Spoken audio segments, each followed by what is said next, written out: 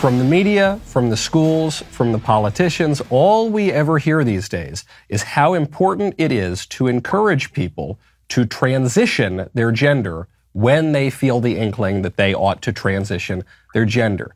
Doesn't matter what age they are, doesn't matter what other issues are going on in their lives, doesn't matter if the children, are really little children. If a little boy says, I am really a little girl, or a little girl says, I am really a little boy, the new prevailing consensus is we must put them on chemicals, possibly put them through surgery, stop puberty, try to reverse puberty. There is no stopping that. As a result, some people who have had these kinds of procedures pushed upon them or who have engaged in them, apparently willingly, have wanted to reverse them. And you're seeing this trend spike up now, even as the laws in some places make it illegal to prevent kids from going through these processes. One of the people who has transitioned and detransitioned is Helena Kirschner. Helena Kirschner is a 23-year-old detransitioned woman. She began to transition shortly after her 18th birthday and has now transitioned back. Quite an odyssey. Helena, thank you so much for coming on the show. Thank you very much for having me. So we don't have a ton of time. I wish we could speak for 4 or 5 hours. I have about 1,000 questions for you. So we'll start at the very beginning. What was it right after your 18th birthday, or I imagine in the years before that, that made you think that you were a boy? Or what is it the case that you thought you were a boy, or you thought that you were a trans boy, not quite a boy, but something different, and certainly not a woman? Yeah, absolutely. So for me, it wasn't just like one moment where I woke up and I said, I'm a boy. Actually, as a child, I wasn't very atypical in like a gender sense. I liked girly clothes. I had no problem with it. I had no problem with girl toys. So it was never an issue for me. But what really kind of changed that for me was around the time I was 15 years old. I was going through a period in my life where I just didn't have a lot of friends. I was having body insecurities that were just really kind of tormenting me. And this led me to go online a lot. I kind of stopped having friends in the real world. I stopped really engaging in school, and I turned to internet communities that allowed me to discuss some of my interests and my passions with other young girls. And in these internet communities, for me, that was a website called Tumblr. It's the gender ideology is very prominent there. And as kind of a prerequisite to being able to participate in those social communities, you have to really agree with the gender ideology. And there's a lot of social incentives to do something like change your pronouns from a she, her to a they, them. That's a very small step that isn't an instant commitment to like becoming a boy or transitioning. So that's how it started for me. I felt that kind of social pressure. And so I did start to change my pronouns. And it took 2 or 3 years before I actually reached that place where I was like, I'm a boy. And it was this feedback loop of getting that positive response from the other people online every time I would do something that was moving towards changing my gender, that led me to, over the course of those years, kind of self-indoctrinate into thinking that I was a boy. It's so frightening because what you're describing, you were 15 years old, you felt socially awkward, you had body issues. I think that describes every single 15-year-old, certainly every 15-year-old girl. And so you've got this totally common issue. And it wasn't even that you were indoctrinated into this ideology at the mall with your friends or in the classroom even. It was the internet. It was this, there was this portal in your room or on your phone. And in order to be accepted in these communities and to participate in these communities, you had to participate in this ideology. Absolutely. The ideology is so prevalent, and something that I think a lot of, older generations don't quite understand is that in the perspective of that 15-year-old girl who has had a falling out with her friends. She feels lonely. She feels insecure. Those internet communities that they then find that feel so accepting to them, they feel like the be all and end all. It's not just something you're casually kind of browsing to get updates about your favorite show or celebrity. It's like these internet communities are, they're what makes you feel accepted, and they're where you want to fit in. So you're willing to do almost anything to kind of conform to that social group. And it's not necessarily a conscious thing where you're saying, oh, I'm going to change my gender so that I'll fit in. But it's like you have all of these kind of subconscious motivations that are saying, and also things that are very overt. I mean, there are people in these communities who will say, if you don't like your body, that's a sign of gender dysphoria. If you don't fit in with other girls, that's a sign of gender dysphoria. If you don't like the way your voice sounds in a recording, that's a sign of gender dysphoria. Hold on, I have to pause you there. If you don't like the way... That's real. Not one single person on earth likes the way their voice sounds in a recording. That's a universal experience.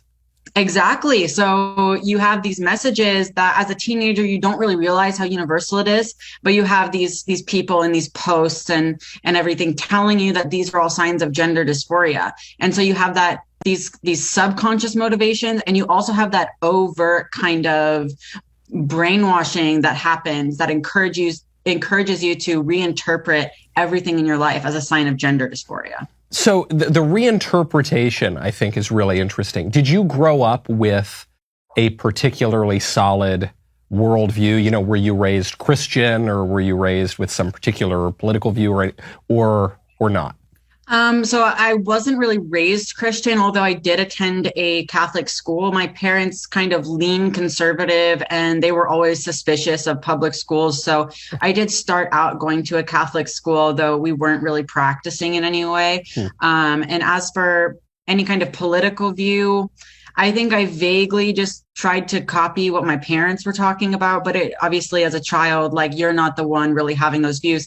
So then I really didn't have like any kind of stable value system. So then when I was able to go into these online communities unsupervised without the adults in my life kind of checking in, like, what is it you're doing on your computer for all those hours? Then I was just really vulnerable to internalizing these messages and these political views that are in these online spaces. And one of the things that's so alluring about them is, I think every teenager goes through a period where they want to kind of differentiate from their parents. They want to say, oh, mom and dad are, old fashioned, they're outdated, blah, blah, blah. That's pretty natural. But this kind of political worldview that you find in these online communities, it turns that feeling that you have of, oh, my parents suck, into like a radical political thing. It makes it feel so validated, so important. So that's also another reason why it just really appealed to me to adopt beliefs about gender and race and sexuality that my family didn't have. Right. So you're in this world for 2 years, 3 years. At a certain point, you say, I am a boy, and I'm going to transition to be a boy. I'm not even sure that you would have been conscious of this really or aware of it, but what did that look like? I mean, no matter how gradual the process is, to actually come out one day and say, I am a boy, what was going on in your mind to make you think that you were a boy? It's a lot to unpack. I mean, it's something that's very heavily influenced by fantasy, by being constantly plugged into this kind of alternate reality that doesn't have a lot of basis in the physical world. So it's a lot of talking to other peers who are very creative. They're imagining these ideas. They're imagining what their future is going to look like, and just not really having any pushback against that from any of your peers. And so that just very easily, I feel, spirals out of control. And there's also this element of, when you are using social media and you're constantly scrolling it all day, you're just getting message after picture after idea kind of seeping into your mind. And when you don't have those good, stable relationships outside of the internet, it's really easy for that to all go unquestioned. So you can begin to form beliefs that don't stand up to scrutiny and would easily kind of fall apart if you were to verbalize them to someone who is actually critical of those ideas, but engaging you in a compassionate way. You're able to just carry those ideas with you and make decisions based off of them, when in reality, the ideas themselves, like, they don't make sense. They're not founded in reality. So for me, it was a lot of stuff just based on fantasy, based on literally just pictures that I was seeing all the time of cute boys, and then these messages that were saying, your life is going to be so much better if you transition. You are trans. The reason you don't fit in with other girls is because you're trans. So it's really this stew, this big complicated stew of unreality that young people fall into when they're just scrolling all day on social media, and don't have pushback, really. That technological point had not totally occurred to me. That is such an insightful point. When kids go outside and they play superheroes, and you're going to be Superman and you're going to be Batman, and you play around, but you never fly. You can't fly because when you're playing around outside, you are tethered to the physical world. But when you're scrolling, when you're online, there is basically no connection to the physical world. Now we're talking about the metaverse. Facebook is creating this true virtual reality that people are going to live in. There is no reason why a boy couldn't be a girl and a girl couldn't be a boy. The physical doesn't really matter. That's a really, really insightful point. So you go into Tumblr, you spend your whole day scrolling. You're being inundated with these messages and these images telling you your life's going to be better if you're a boy. You decide, okay, I'm going to transition. You're 18 years old, 18 in a couple of days. What is the reaction? From people in my life? Your family, any friends? You said you didn't have really friends outside of the internet, but so the reaction online? I had a small group of friends, but they were all also using this website, Tumblr. So it was still like our friendship was very mediated, weirdly, through the social media that we were using. But yeah, my parents definitely, I told my mom about my intention to transition, and she understandably did not take it well. But our relationship was already a bit strained at that point. So I just don't feel like we were communicating very effectively. And her response, which was really a lot of anger, that actually made me a little bit more resistant. It made me more steadfast in my conviction that being trans was the right thing. So yes, about 2 weeks after my 18th birthday, I did make an appointment at a Planned Parenthood clinic, because at the time there wasn't as many clinics as there are now. So I had to actually travel to another state to go to a Planned Parenthood, because they were one of the only ones offering this informed consent model, which is really the easiest way to get hormones. So you went into Planned Parenthood. You said, I am identifying as a boy. I think that I'm a boy. Did they say, okay, well, you've got to go talk to some therapists for some period of months or years? Or did they say, here are the pills, lady, here are the pills, sir, go have a good day? Pretty much here, it's not even pills, it's injections. Here are the injections, sir. So yeah, my appointment took about an hour. The first maybe 20 minutes or so was a short back and forth between the social worker that I met at the Planned Parenthood. And actually, if you read my Substack piece, I wrote a Substack piece about basically my whole journey. I show these questions that the social worker asked me, and it's not deep psychological work, to say the least. Yeah. So I had this short interview intake process with the social worker. And then she, came back in and said, you're the perfect candidate for testosterone. Let's get you started. And so I moved on to the nurse practitioner, and the nurse practitioner went over a very short list of risks with me that were very understated. It said things like, you may have mood issues, which is like, that's not a way to properly convey the possibilities of hormonal treatment. But anyway, so I looked over this short list, and then we started talking about the dosage. And typically when you start a regimen of anything, they start you on a lower dosage. And then if it's decided that you need to go on a higher dosage, then you will gradually move up. And so that's what she suggested to me. And I, being my very confused teenage self, I told her that I think I'm going to need a higher dose because I think I have more estrogen because I have wider hips.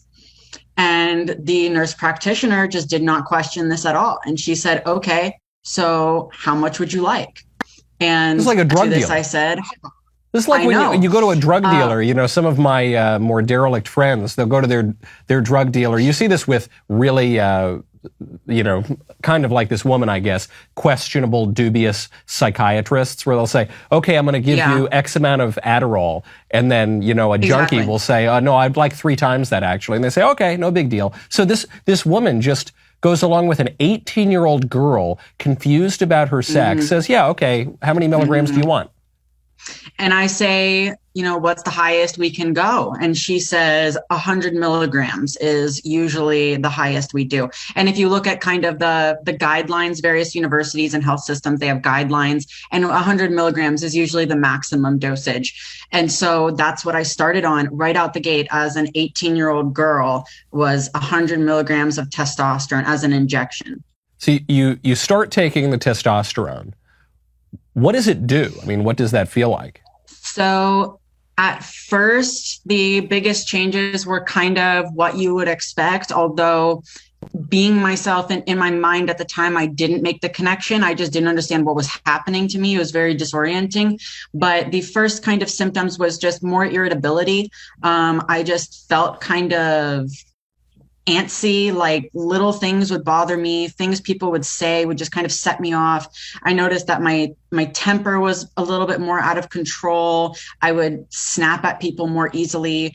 I didn't really want to be around people all that much because I just didn't feel like myself. Again, I felt so disoriented. So I started isolating a lot more. And then obviously the other obvious effect is like that higher sex drive, which for me as a young girl who I feel like before testosterone, I had a fairly average, female sex drive experience. It just really went through the roof. And I felt really out of control. I felt really overwhelmed. It was not a pleasant experience.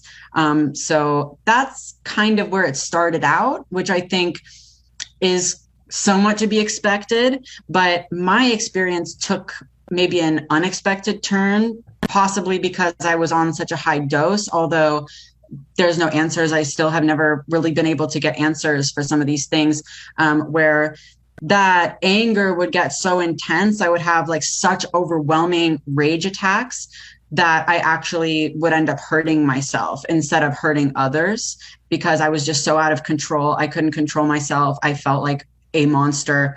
And so that was definitely the biggest consequence for me. And I dealt with that maybe once or twice a week or a little bit less at sometimes for a few months. And it eventually got so bad where I had to be hospitalized. Well, and when you say you were hurting yourself, you're not saying you went into a fit of rage and fell off the bed. You're saying you were actively taking a conscious sort of decision to self-harm. Yeah, it was, it's a very difficult experience to describe, but I guess before I was on testosterone, when I would have a really strong emotion, it might move me to tears and I would just cry and sob. But while I was on testosterone, I lost the ability to cry very easily. So I would get that intense emotion, but there would be no outlet. And then for one reason or another, that would trigger anger. I would get so angry and frustrated. And that anger was just so overwhelming. And I got the urge to really externalize it. I got the urge to hit things or throw things. I just didn't want to do that. I felt so out of control that I would just kind of take it out on myself to calm myself down and to be an outlet for that rage because I didn't know how else to handle it. I was completely overwhelmed. And so during this period, no need to answer if you feel I'm prying too much, but as you were transitioning your sex, did you feel you had a transition of your sexual desire? I mean, were you you say you had this very high sex drive. Were you attracted to boys or girls? I've always primarily been attracted to boys, but honestly, one of the things that was so overwhelming about this increased sex drive was the fact that just visual things were more easily arousing. So I might see a photo of a provocatively dressed woman, and my brain would almost register that as oh, that's a sexual thing. You're going to interpret that as sexual.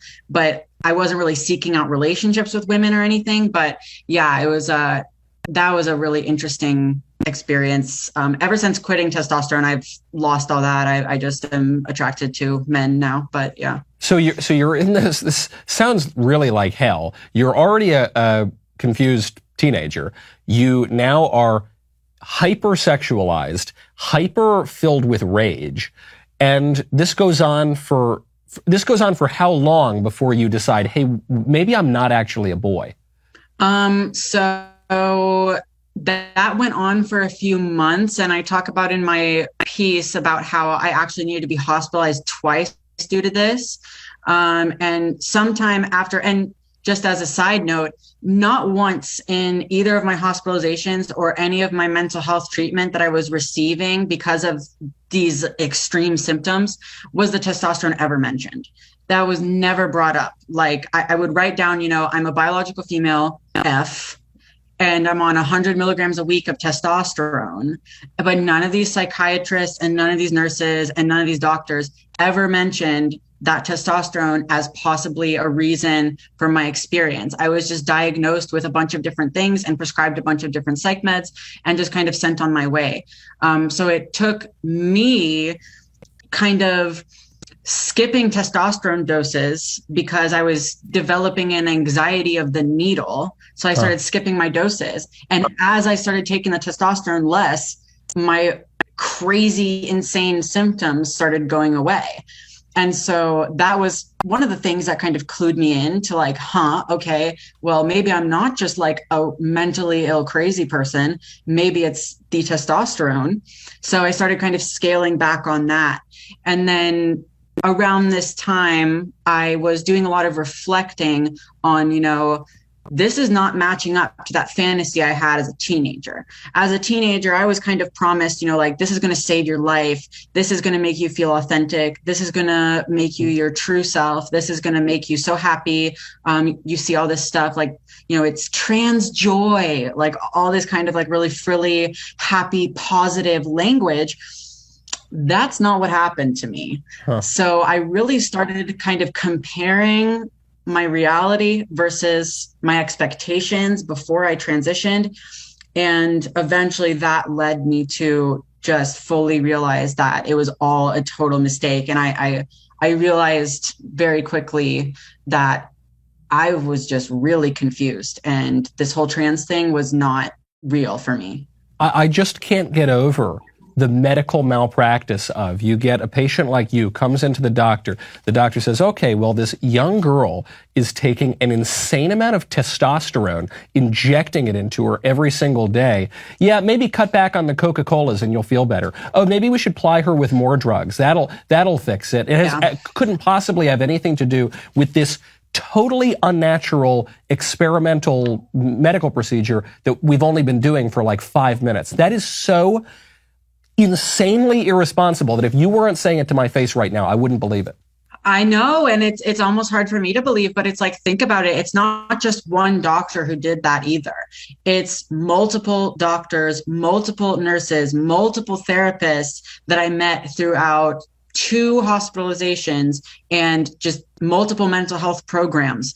And none of them ever brought up the testosterone or questioned my trans status whatsoever. That's truly insane. Probably they feared they'd lose their license if they ever made any mention of this. It's so politically incorrect. So you on your own, with no help from these useless doctors, you on your own realize, when I inject the testosterone less and less, the symptoms abate.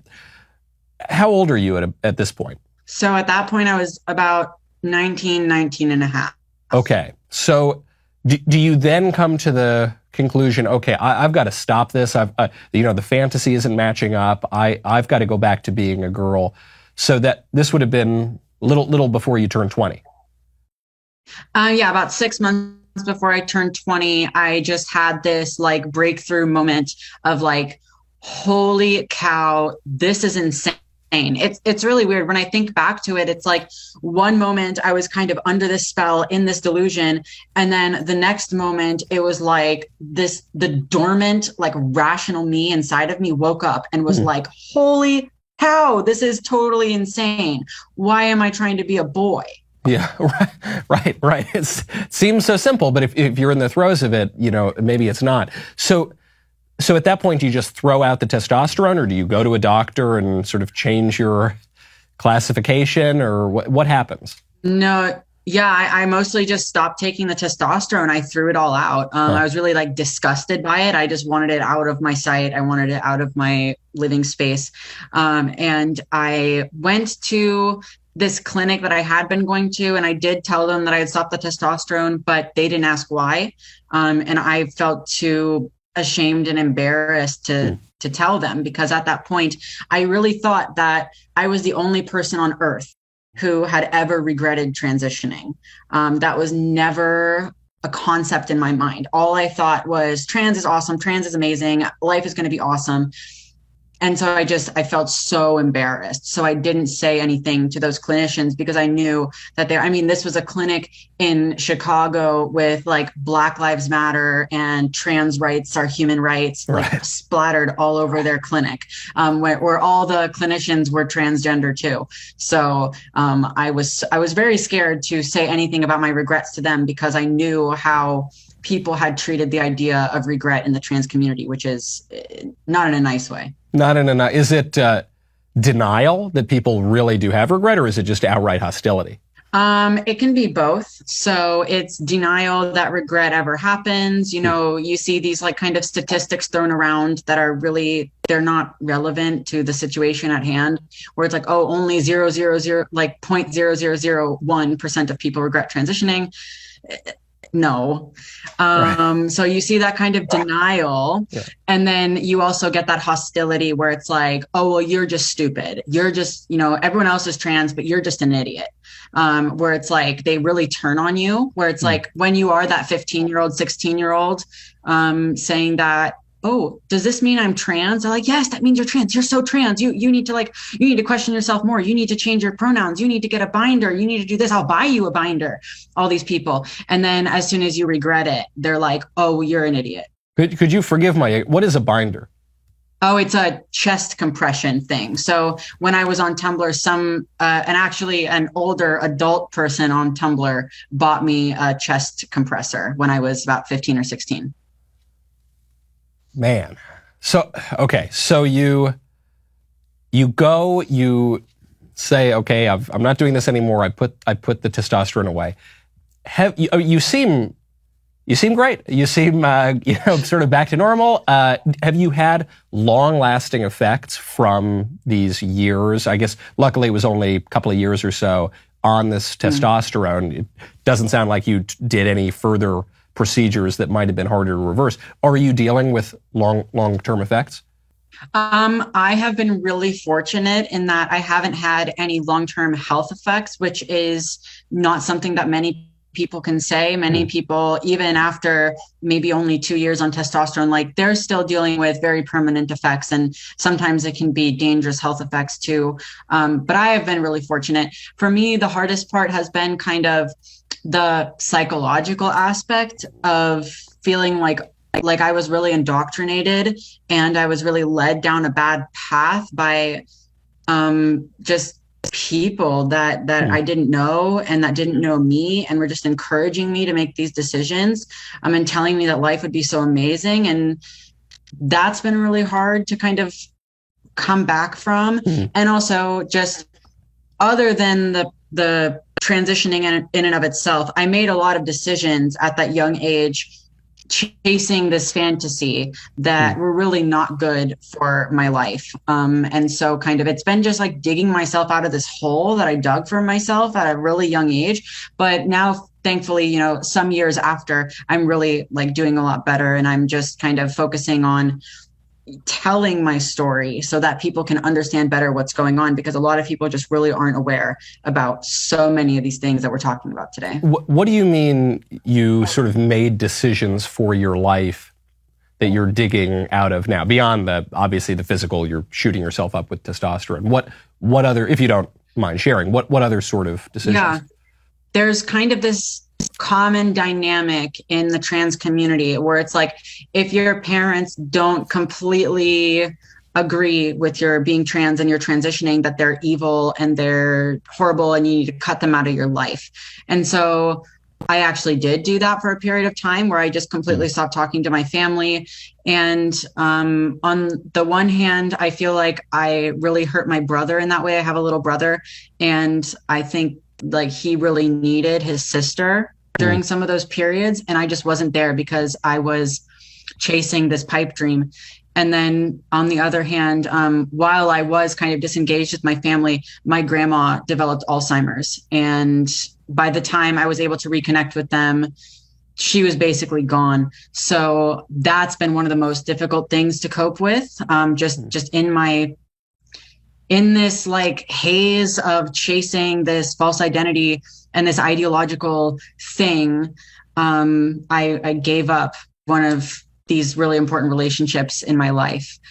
So yeah, that's been really difficult. So that is hard. And it is a reminder, everybody, not just people who go down this kind of crazy rabbit hole, which you're describing as being quite cultish, right? Cut off all your family, pursue this very sort of radical view of human nature and fantasy. But everyone to some degree, deals with these things where, if I had not been so focused on this one thing, I should have done this differently. I could, this really set me back a number of years. So now that this is being debated, not just for 18-year-olds, by the way, but for 8-year-olds, for 5-year-olds.